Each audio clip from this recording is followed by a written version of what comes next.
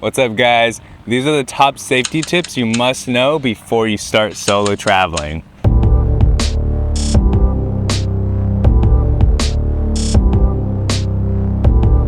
Tip number 1, be mindful on who you tell you are traveling solo. There will be a lot of situations in hostels, hotels where you are asked if you're traveling solo, and generally these are safe conversations to have. However, I'm talking about the people who are prying for information. People who are asking you where you're from, where you're staying, if you're alone, if you're traveling with any friends or family.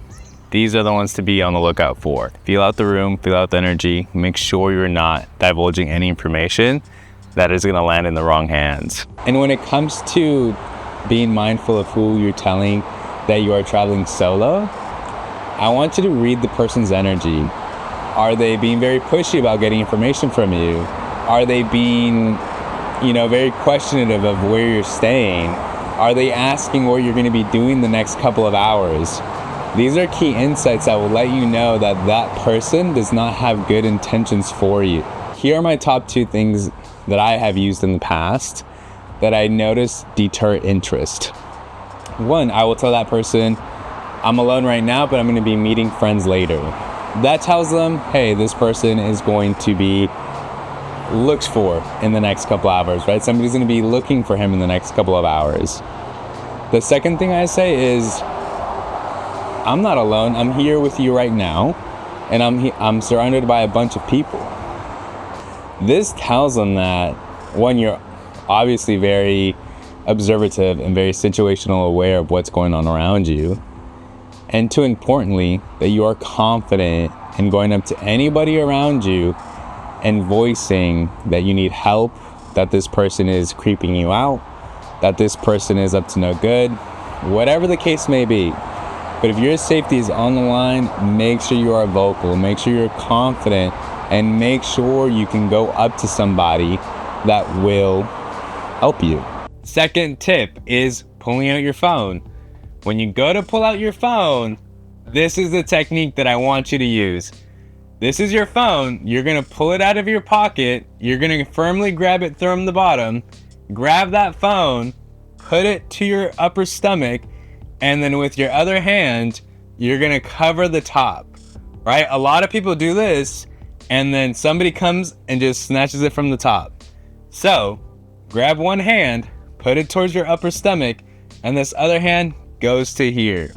Now, if you're going to be on the phone for a while, just step into a cafe or step into a store if there's one nearby, and this will avoid any potential threat whatsoever. So that's how you do it. And if you don't step into a cafe or a store, the best position to be in is have a wall behind you so you can look to your left, the front, and the right, and nothing's coming up from behind.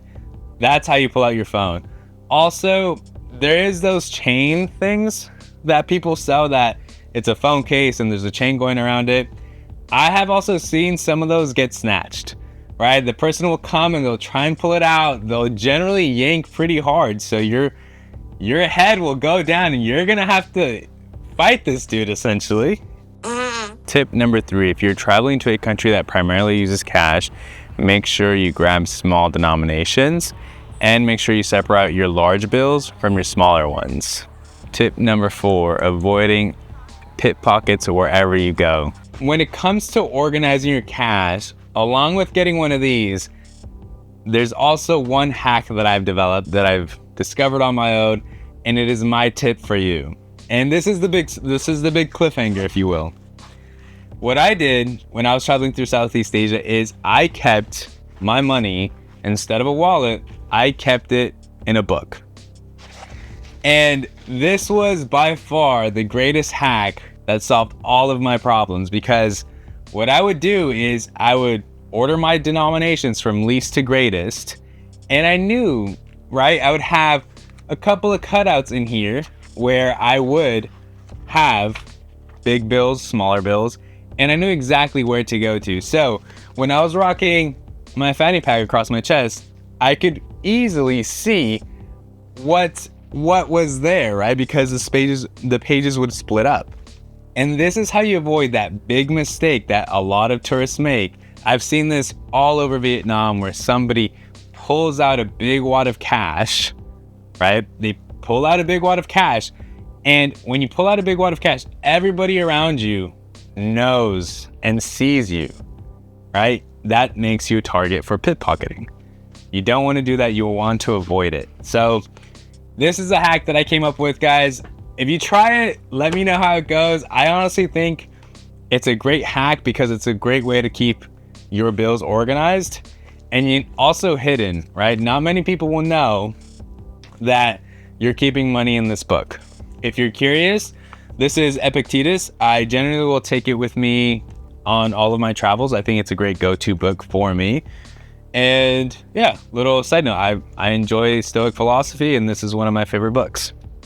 Tip number 5, be open-minded and lead with a respectful foot forward. As a traveler, you will be exposed to many different cultures, people, and different forms of life.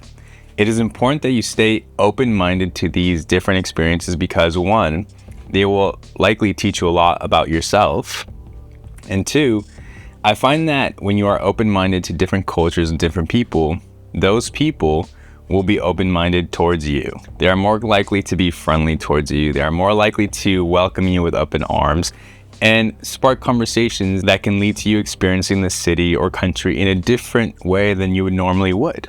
Also, you don't want to accidentally insult somebody's culture. That doesn't mean you can't disagree with it either. So be confident in being able to disagree, right, respectfully, being able to have your own opinion on a culture, food item, whatever you may come across. I've had plenty of discussions in hostels across the world where we're all open-minded individuals and we talk about different cultures, languages, the norms of a certain country. And all these conversations are a lot of fun, and you get to meet some incredible people along the way. Tip number 6. And that is, don't pretend to be something you're not. I've encountered plenty of travelers who are pretending or putting up a front or say they're not from a particular place or a particular country when they are. Don't do this. This could lead to unwanted attention to yourself. And by all means, when you're traveling solo, you don't want unwanted attention, especially if you're in social situations that need honesty, that need authenticity. Always be your authentic self and put your best foot forward. This one especially goes out to my US citizens. I've seen some of you, and I have a story in particular where I was in a hostel and I met somebody where they were from LA just like me, and we bonded over that. We had conversations about how we both grew up in LA, and then we got into a social circle, and then all of a sudden this person said that they were from Europe and started putting on a European accent. And me, I was like, hello? Like, where did this come from? I thought you just grew up in Los Angeles. So don't do this, guys. Be authentic, be yourself, and don't let anybody shame you into being not yourself. Now, of course, if your life is truly in danger, pretend to be anybody you want. You can be James Bond, the Incredible Hulk, be whoever you want. But in actual scenarios where you're just out and about socializing, be authentically yourself. If you follow tips 5 and 6, you can execute tip 7, which is be confident. Being confident lets others know that you're comfortable and confident in any scenario, in any city or country that you're in. But most importantly, it'll prove to yourself that you're confident and that you can take on any challenge. And when it comes to being confident in solo travel, is be confident in what you don't know and be confident that you can figure it out, whatever that situation may be, and be confident taking on new challenges of the day, of the travels, of your adventures.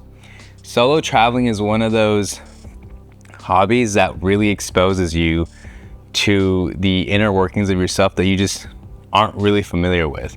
Tip number 8, make sure when you're exploring a new city or country that you talk to the locals. I think a lot of people miss out on this experience. This is a safety tip because the locals can let you in on the places to avoid and the places to go to. The locals have their own spots, their own food spots, their own hiking trails, their own things that they do locally in that area that you're visiting.